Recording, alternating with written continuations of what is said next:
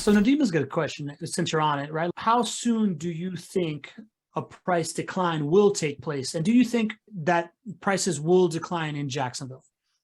I'm not convinced that they're going down. I'm still formulating my thoughts on this. I think one of the things that I could do that would not be helpful right now is just because I'm looking at the data today, just coming out and shooting from the hips and saying, hey, listen, housing prices will never go down. I don't want to do it like that. I want to be with you guys as we go through this. There's a ton of variables here that change every single day. But as I see it right now, I don't see home values going down. The reason that I'm looking at that is largely based on months of inventory levels. And when I see inventory levels like they are, this market is performing exactly like we have been talking about that it would. As we started to normalize, you're going to see inventory levels go up. You're going to see home sales start to come down a little bit or at least dampen. And you're going to see months of inventory levels start to rise.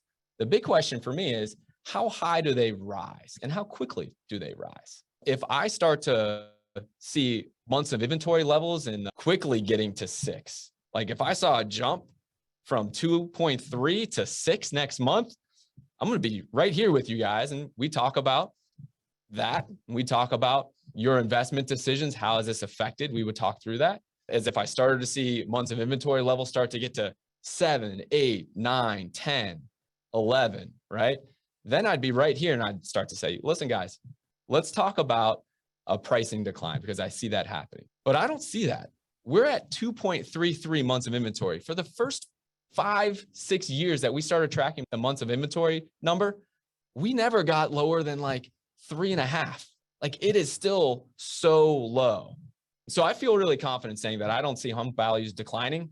As we see it here, that changes. We'll certainly talk about it. But I think the other point that I need to make sure everybody understands here is that, remember, Pablo, back in the day when home values were just off their rocker going up in the pandemic, and everybody's talking about these levels that are going up 10%, 15%, 20% a year.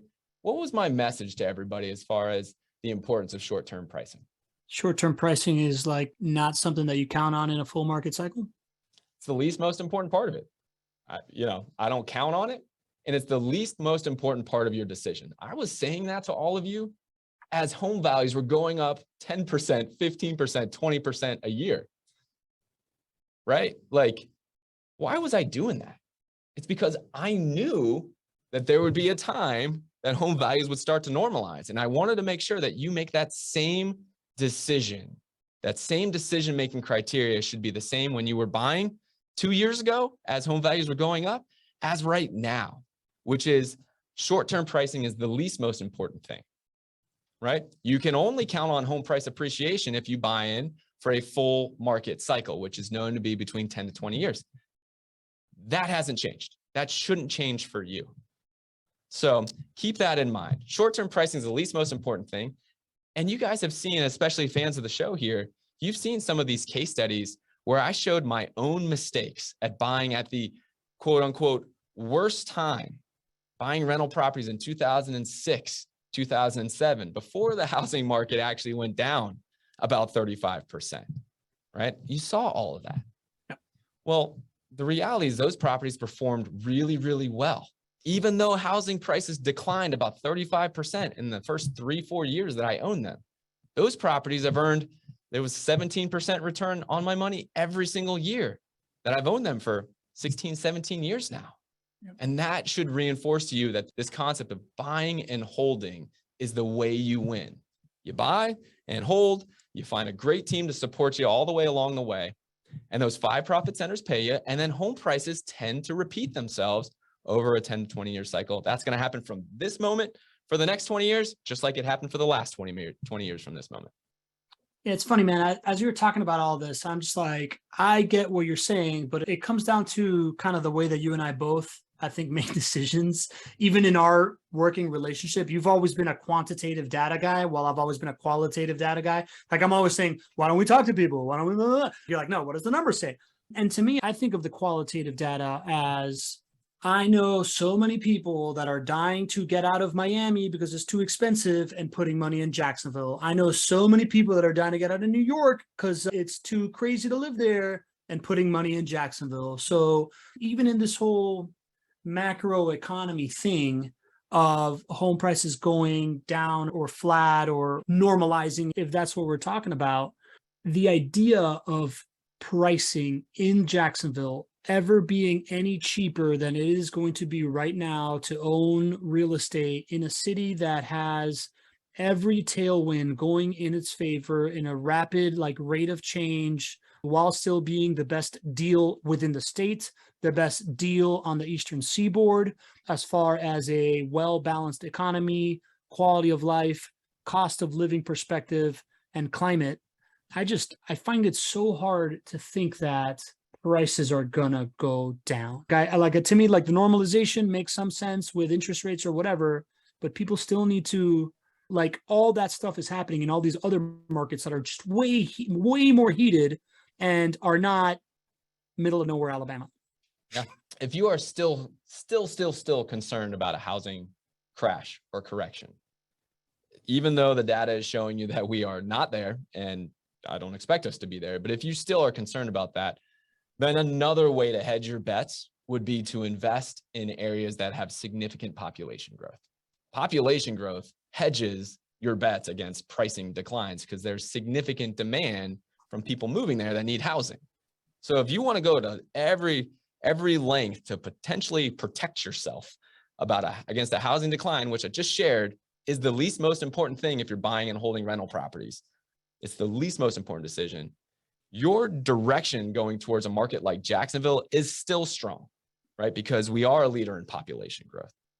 We had the 5th fastest growing population from 2017 to 2019, according to the US Census. That was before the pandemic. And you look on all of the charts since then, and Jacksonville's definitely in the top 5, top 10, many times in the top 1 or 2 of places that people are moving to. So we would expect that number to continue to grow. So sure, if you want to hedge your bets against that, then go to the highest population growth areas.